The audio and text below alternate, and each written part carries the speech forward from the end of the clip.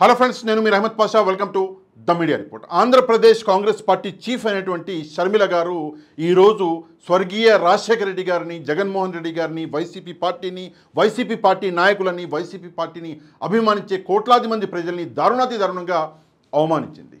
ఈరోజు ఒక press conference పెట్టి షర్మిల మాట్లాడుతూ తన తాహతకు మించి కొన్ని విషయాలు మాట్లాడడం జరిగింది.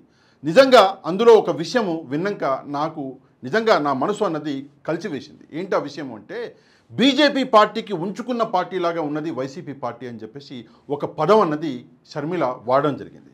నిజంగా అది విన్నాక నేషనల్ పార్టీ అయినటువంటి కాంగ్రెస్ పార్టీలో ఉన్న షర్మిల, ఒక స్టేట్ ఇన్ఛార్జ్గా ఉన్న షర్మిల, మహిళ అయి ఉన్న షర్మిల ఇట్లాంటి ఉంచుకున్న అట్లాంటి పదాలు వాడినాక ఆమె తన స్థాయిని ఏ లెవెల్కి దిగజార్చుకున్నదో ఈ ఒక్క పదంతో మనకు అర్థమవుతుంది. కాకపోతే దీనికి నేను సమాధానం ఇవ్వాలి అని చెప్పేసి అనుకున్నా. కాకపోతే ఆమె ఎట్లయితే తన లెవెల్ని దిగజార్చుకున్నది ఒక మహిళ అయి ఉండి, నేను నా లెవెల్ని దిగజార్చుకోలేను. ఎందుకంటే ఉంచుకోవడం గురించి నేను ఇప్పుడు మాట్లాడుకుంటూ పోతే చాలా మాట్లాడవచ్చు. కానీ చట్టాన్ని నేను గౌరవిస్తాను, న్యాయాన్ని నేను గౌరవిస్తాను, మహిళల్ని నేను గౌరవిస్తాను. కాబట్టి ఆమె లెవెల్కి నేను పడిపోను. ఈ విషయం గురించి నేను మాట్లాడను. కానీ ఆమె చెప్పిన ఈ మాట ఎప్పటికీ చరిత్రలో నిలిచిపోద్ది.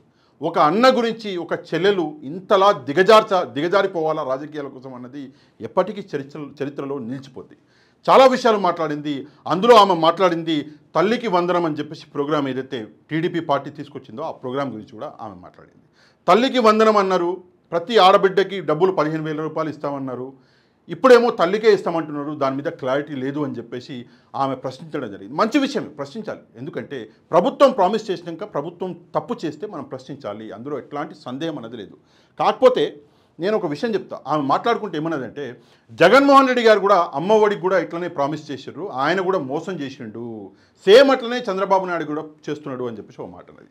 నిజంగా షర్మిల గారు మీకు ఎవడైతే స్క్రిప్ట్ రాసిచ్చిండో ఫస్ట్ వాడిని కలవండి, కూర్చోబెట్టి అరే బాబు మంచిగా నువ్వు చదువురా, ఏదైతే ఉన్నదో మ్యాటరు నువ్వు ఫస్ట్ అర్థం చేసుకొని నువ్వు నాకు స్క్రిప్ట్ రాసి, నువ్వు ఏది పడితే అది రాసిస్తే నేను ఏది పడితే అది మాట్లాడితే నా ఇజ్జత్ పోతుంది అని చెప్పేసి ఒకసారి ఆ వ్యక్తి ఎవడైతే మీకు స్క్రిప్ట్ రాసిస్తున్నాడో వానికి చెప్పండి. ఎందుకంటే ఫస్ట్ మీరు అమ్మఒడి గురించి తెలుసుకోండి, తర్వాత తల్లి వందనం అంటే ఏంటో తెలుసుకోండి, రెండింటికి ఉన్న వ్యత్యాసం ఏంటో తెలుసుకోండి.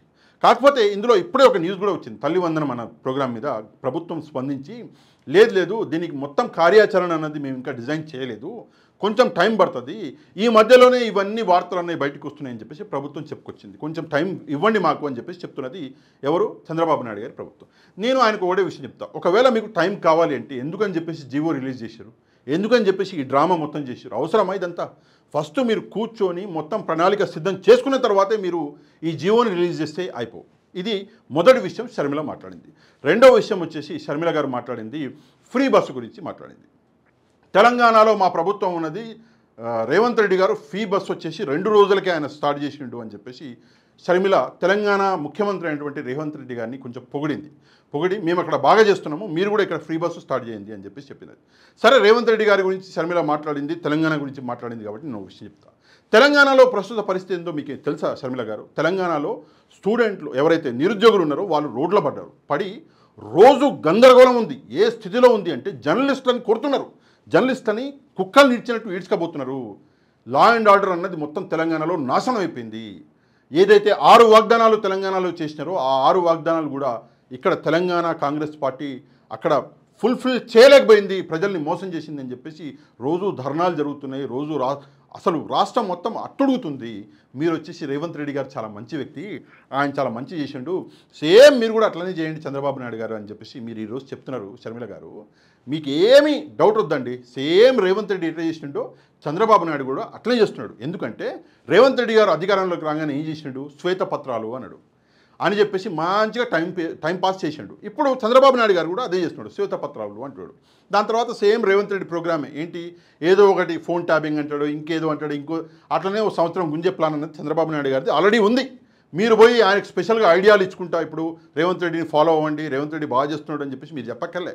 వాళ్ళిద్దరూ గురు శిష్యులే, మధ్యలో వచ్చింది మీరు, వాళ్ళిద్దరూ బాగానే ఉంటారు, మధ్యలో పోయేది మీరు. అది ఒక విషయం గుర్తుపెట్టుకోండి. రెండోది, మీరు మోదీ గారి గురించి మాట్లాడారు. మోదీని నమ్ముతున్నారు, స్టీల్ ప్లాంట్ మొత్తం మోదీ అమ్మేస్తాడు అని చెప్పేసి మీరు మాట అన్నారు. నేను ఒక విషయం చెప్తాను మీకు, ఏంటంటే మోదీ గారిని నమ్మాలా నమ్మొద్దా అని చెప్పేసి మీరు చెప్పక్కర్లేదు. ఎందుకంటే మోదీ గారు ప్రధానమంత్రి, దీని మీద ఒక స్టెప్ అనేది, ఒక డెసిజన్ అనేది తీసుకోవాల్సింది ప్రధానమంత్రి. సరే, మోదీ గారు తీసుకోబోయే డెసిజన్ కరెక్టా రాంగా అన్నది అది వేరే విషయం. కానీ తీసుకోవాల్సిందే ప్రధాని. మోదీ గారు ఉంటే మోదీ గారు తీసుకుంటారు, రేపు పొద్దున రాహుల్ గాంధీ ప్రధానమంత్రి అయితే ఆయన తీసుకోవాలి, ఇంకెవరో అయితే ప్రధానమంత్రి వాళ్ళు తీసుకోవాలి, నేను తీసుకుంటా ప్రధానమంత్రిగా. కానీ తీసుకోవాల్సింది మాత్రం ప్రధానమంత్రి. కాబట్టి మీరు మోదీ గారు మోసం చేస్తుండు, మోసం చేసిన వాళ్ళే మనం నమ్ముతున్నాము, అది ఇది అని చెప్పేసి మీ తాహతకు మించి అంటే మీకు తెలియని విషయాలు కూడా మీరు మాట్లాడబోతున్నారు. కొంచెం జాగ్రత్తగా మాట్లాడండి. ఎందుకంటే రాజకీయాలలో ఇజ్జత్ పోవడం అనేది చాలా ఈజీ, పట్టుమని వెళ్ళిపోతుంది ఇజ్జత్. అదే ఇజ్జత్ సంపాదించుకోవాలంటే చాలా టైం పడుతుంది.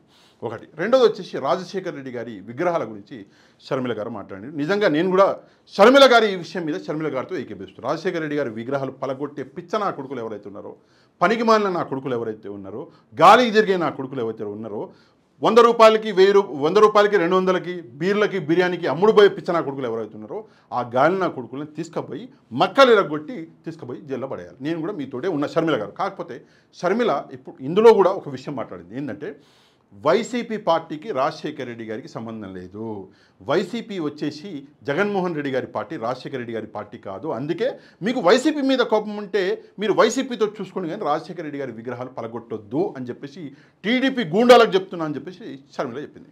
నేను ఒక విషయం చెప్తా, వైసీపీకి రాజశేఖర రెడ్డి గారికి సంబంధం ఉందా లేదా అని చెప్పేసి మాట్లాడే స్థోమత మీకు లేదు. కానీ రాజశేఖర రెడ్డి గారికి సంబంధం జగన్మోహన్ రెడ్డి గారితో ఏంది అంటే రక్త సంబంధం, కొడుకు. ఆ విషయం మీరు మర్చిపోయారు.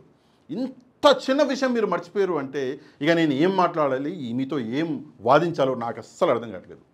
వైసీపీకి సంబంధం లేదా? వైసీపీ లీడర్ వచ్చేసి జగన్మోహన్ రెడ్డి గారు రాజశేఖర రెడ్డి గారి వారసుడు. ఈ విషయం మీరు మర్చిపోయారు. అందుకే తనని ఏమైనా చేయాలంటే తన తండ్రి విగ్రహాలు పలగొట్టాలని చెప్పేసి ప్లాన్ చేసి కొంతమంది గూండాలు కొడుకుని ఇబ్బంది పెట్టడానికి, కొడుకు మనసుని గాయపరచడానికి తండ్రి విగ్రహాలు పలగొడుతున్నారు. మీకు ఏం అర్థమవుతుంది తండ్రి కొడుకుల సంబంధం? మీకు ఏం అర్థమైతే సెంటిమెంట్లు, రాజకీయాలు చేసేటోళ్ళు మీరు.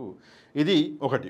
ఇంకోటి వచ్చేసి ఆమె ఇందాక నేను చెప్పిన ఏంటి అంటే బీజేపీ పార్టీకి ఉంచుకున్న పార్టీలాగా ఉన్నది వైసీపీ పార్టీ. ఇన్ని రోజులు చాలా బిల్లులకి బీజేపీకి సమర్థించింది. మొన్న స్పీకర్ని ఎంచుకోవాలి అంటే కాంగ్రెస్ పార్టీకి సపోర్ట్ ఇవ్వలే వైసీపీ, బీజేపీకి సపోర్ట్ ఇచ్చి ఓం బిర్లా గారిని స్పీకర్గా చేసింది వైసీపీ అని చెప్పేసి షర్మిల గారు చెప్పుకొచ్చారు. నేను ఒకటే విషయం చెప్తా ఏంటంటే వైసీపీ పార్టీ కాంగ్రెస్ పార్టీకి మద్దతు ఇవ్వదు. ఎందుకు ఇవ్వదు నేను ఇక్కడ చెప్తున్నా, కొంచెం జాగ్రత్తగా వినండి. నా తండ్రిని ఇజ్జత్ తీసిర్రు. నా తండ్రి ఇన్ని సంవత్సరాలు 31 సంవత్సరం నా తండ్రి కాంగ్రెస్ పార్టీలో ఉండి పార్టీకి సేవ చేస్తే నా తండ్రి పేరు చెడగొట్టి నా తండ్రి చనిపోయిన తర్వాత ఆయన పేరుని ఎఫ్ఐఆర్లకు చేర్చింది కాంగ్రెస్ పార్టీ అని చెప్పేసి నువ్వే అంటే మీరే ఏడ్చారు. షర్మిల గారు మీరే ఏడ్చి ఈరోజు రాజకీయాల కోసం దుప్పటి దులుపుకొని మళ్ళీ పోయి కాంగ్రెస్ పార్టీ అక్కడే చేరిరు మీరు. కానీ జగన్మోహన్ రెడ్డి గారు ఎప్పుడు ఈ పని చేయలే. తన తండ్రి ఇజ్జత్ చేసిన కాంగ్రెస్ పార్టీ, తన తండ్రిని పేరుని ఎఫ్ఐఆర్లో చేర్చిన కాంగ్రెస్ పార్టీ, తనని తీసుకెళ్లి 16 నెలలు జైల్లో పెట్టిన కాంగ్రెస్ పార్టీ, తన తల్లిని అవమానించిన కాంగ్రెస్ పార్టీ, తన చెల్లిని రోడ్డు మీద, చెల్లి అంటే ఎవరు మీరే, తన చెల్లిని రోడ్డు మీద ఎండలో నడిపించిన కాంగ్రెస్ పార్టీని జగన్మోహన్ రెడ్డి నమ్మడు. ఎందుకు నమ్మడంటే ఆ తండ్రికి వారసుడు ఆ కొడుకు కాబట్టి. ఆ బాధ అన్నది పోదు. ఎప్పటికీ జగన్మోహన్ రెడ్డి కాంగ్రెస్కి సపోర్ట్ చేయడు. కానీ మీరు ఈరోజు 100 మాట్లాడి కాంగ్రెస్ పార్టీ నాయకుల గురించి గలీజ్ మాటలు మాట్లాడి ఎవరు ఈ రేవంత్ రెడ్డి ఓటుకు నోట్లో ఏంటి పట్టుపట్ట దొంగ అని చెప్పేసి చెప్పింది మీరు. ఈరోజు అదే రేవంత్ రెడ్డిని రేవంత్ అన్న అని చెప్పేసి ఆ మైక్లో చెప్తుంటే నాకు నవ్వొచ్చింది. రేవంత్ అన్న మొన్న కొన్ని రోజుల కింద రేవంత్ రెడ్డా ఎవరా రేవంత్ రెడ్డి ఓటుకు నోటు కేసులో పట్టుపట్ట దొంగేనా అని చెప్పేసి నవ్విర్రు మీరు. ఈరోజు అదే రేవంత్ రెడ్డి రేవంత్ అన్న అంటున్నారు. ఏది మీ క్రెడిబిలిటీ? రాజకీయాల కోసం అప్పటికప్పుడు క్యారెక్టర్లు మార్చే క్రెడిబిలిటీ మీది. కానీ విశ్వసనీయత కోసం నిలబడే క్యారెక్టర్ జగన్మోహన్ రెడ్డి గారి. తండ్రిని అవమానించిన పార్టీతో నేను ఎప్పుడు జత కట్టను అని చెప్పేసి ఒక డెసిజన్ తీసుకొని ఆ డెసిజన్ మీద నిలబడ్డాడు జగన్మోహన్ రెడ్డి. మీరు అధికారం ఎట్లుంటే అటు, ఎవడు ఏ హోదా ఇస్తా అంటే అటు, ఎవడు ఏ సోట్ కేసు ఇస్తా అంటే అటు. అయినా నాకు విషయం అర్థం కాక అడుగుతున్నా, మీరు ప్రెస్ కాన్ఫరెన్స్ పెట్టారు.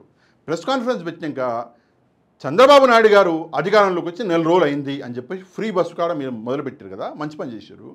మరి మిగతా పథకాలు ఆయన ఏదైతే ఉన్నదో ఆ పథకాల గురించి మాట్లాడి ప్రభుత్వాన్ని నిలదీసుడు పోయి మీరు జగన్మోహన్ రెడ్డి గారి గురించి మాట్లాడేందుకు? జగన్మోహన్ రెడ్డి గారు అధికారంలో లేడు కదా, లేనప్పుడు మీకు ఆయన అదెందుకు? ఎందుకు అంటే మిమ్మల్ని తీసుకొచ్చిందే జగన్మోహన్ రెడ్డి గారికి వ్యతిరేకంగా, మిమ్మల్ని ఆంధ్రప్రదేశ్లో కాంగ్రెస్ పార్టీ చీఫ్ చేసిందే జగన్మోహన్ రెడ్డి గారి ఓట్లు కోయడానికి. అదే బాధ్యత మీరు నిర్వర్తిస్తున్నారు. కానీ ప్రజలకి మంచి చేద్దాం. మీరు స్టీల్ ప్లాంట్ గురించి మాట్లాడిరు, మీరు విశాఖ రైల్వే జోన్ గురించి మాట్లాడిరు, మీరు ఈరోజు చాలా మాట్లాడిరు, ఇంత చేశారు కదా. మరి ఆ రోజు ఆంధ్రప్రదేశ్ తెలంగాణ విభజన చేసింది ఏ పార్టీ అప్పుడు మీరు ఎందుకో విభజన అప్పుడే మీరు ఇంప్లిమెంట్ చేయలేదు ఇవన్నీ? ఆ విషయం ఆంధ్రప్రదేశ్ ప్రజలు కానీ మర్చిపోలేదు, తెలంగాణ ప్రజలు కూడా మర్చిపోలేదు. కాకపోతే తెలంగాణ ప్రజలు కొంచెం అమాయకులు కాబట్టి, ఏదున్నా మనసులో మొహం మీద చెప్పడం అలవాటు కాబట్టి తెలంగాణ ప్రజల్ని కాంగ్రెస్ పార్టీ అక్కడ మోసం చేయగలిగింది. ఆంధ్రప్రదేశ్ ప్రజల్ని మోసం చేయలేరు. ఎందుకంటే ఆంధ్రప్రదేశ్లో ఉన్నది మామూలు కాదు. ఓరి అమ్మ అట్ట ఏమంటారు, గద్ద ఎగురుతుంటే కింద నుంచి మొత్తం లెక్క పెడతారు ఎన్ని ఉన్నాయో గద్దకి. అట్లాంటి ఖతర్నాకులు ఆంధ్రప్రదేశ్లో ఉన్న ప్రజలు. వాళ్ళని మోసం చేయడం ఈజీ కాదు మీరు అనుకుంటారు. తెలంగాణ నిజంగానే అమాయకులు. ఏ చెప్పినా నువ్వు పోయి కత్తి వెనకాల పెట్టుకొని నువ్వు నవ్వుకుండా మాట్లాడు, నవ్వుకుంటూ వచ్చి నీ ముందర తల దిస్తారు తెలంగాణ ప్రజలు. కాకపోతే తెలవని విషయం ఏంటంటే కత్తితోటి తల నరికేస్తున్నది కాంగ్రెస్ పార్టీ. రోజు మనం చూస్తున్నాం ఇక్కడ ధర్నాలు, నిరుద్యోగులు పోయి ధర్నాలు చేస్తున్నారు, పట్టించుకోవట్లేడు మీ ముఖ్యమంత్రి. ఆ ముఖ్యమంత్రిని మీరేమో పొగుడుతున్నారు. చిన్నపిల్లలు హాస్టళ్లలో బల్లులు, పురుగులు, అమ్మ జీవితం, ఎలకలు, రేపు పొద్దున పాములు కూడా వస్తాయేమో.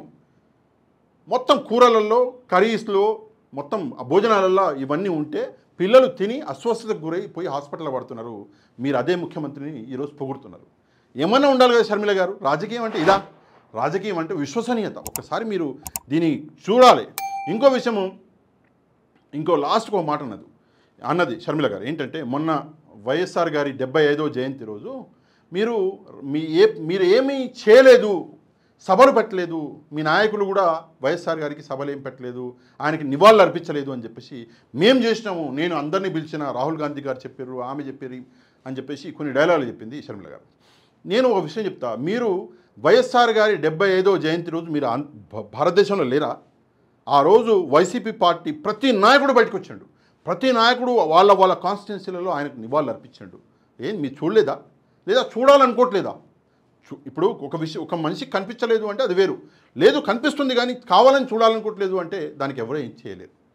మీరేమంటున్నారు? రాహుల్ గాంధీ గారు ఆ రోజు వైఎస్ఆర్ గారి గురించి మాట్లాడారు, సోనియా గాంధీ గారు మాట్లాడారు, రేవంత్ రెడ్డి వచ్చిండు సభకి అని చెప్పేసి మీరు అంటుంటే, ఇదే కాంగ్రెస్ పార్టీ ఆయనను ఎఫ్ఐఆర్లో చేర్చింది, ఇదే కాంగ్రెస్ పార్టీ ఆయన చనిపోయినాక కూడా ఆయన బదలాం చేసింది అని చెప్పేసి ఏడ్చింది మీరే కదా.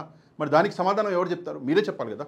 ఎందుకంటే ఇప్పుడు వైఎస్ఆర్ గారిని పొగడేది మీరే కాబట్టి, మన వైఎస్ఆర్ గారిని ఇంత అవమానించిన కాంగ్రెస్ పార్టీని పొగడేది మీరే కాబట్టి, ఇప్పుడు ప్రస్తుతం కాంగ్రెస్ పార్టీలో ఉన్నది మీరే కాబట్టి, కాంగ్రెస్ పార్టీ చీఫ్ అయినది మీరే కాబట్టి, మొన్న అంటే ఇంతకుముందు కాంగ్రెస్ పార్టీని తిట్టింది మీరే కాబట్టి, దీని కూడా సమాధానం మీరే చెప్పండి. ఫస్ట్ ఆయనను బదలాం చేసి చనిపోయినాక కూడా ఆయన మీద కక్ష తీసుకున్న కాంగ్రెస్ పార్టీ ఈరోజు ఆయన పొగుడుతుంటే మీరు కూర్చొని సొంత అన్న గురించి ఇట్లా మాట్లాడితే ఎంత పెద్ద మాట. ఉంచుకున్నది బీజేపీ అన్నది, బీజేపీకి ఉంచుకున్న పార్టీలాగా ఉన్నది వైసీపీ. ఎంత గలీజ్ మాట. మీరు మహిళ అయి ఉండి మీరు ఇంతలా దిగజారుడు అవసరమా రాజకీయ కోసం? కొంచెం ఒకసారి ఆలోచించండి. తప్పకుండా ఈ వీడియోని అందరికీ చేరవేయండి, ఈ వీడియోని వైరల్ చేయండి. దీనికి రెండే మార్గాలు. ఒకటి, మీరు ఈ వీడియో కింద లైక్ చేయాలి. రెండోది, ఈ వీడియోని మీ వాట్సాప్ గ్రూపులలో షేర్ చేయాలి. తప్పకుండా షేర్ చేయండి. మీకు కంటెంట్ నచ్చితే మన ఛానల్ని సబ్స్క్రైబ్ చేసుకోండి. నెక్స్ట్ వీడియోలో మళ్ళీ కలుద్దాం. అంతవరకు థ్యాంక్ యూ వెరీ మచ్. జై హింద్.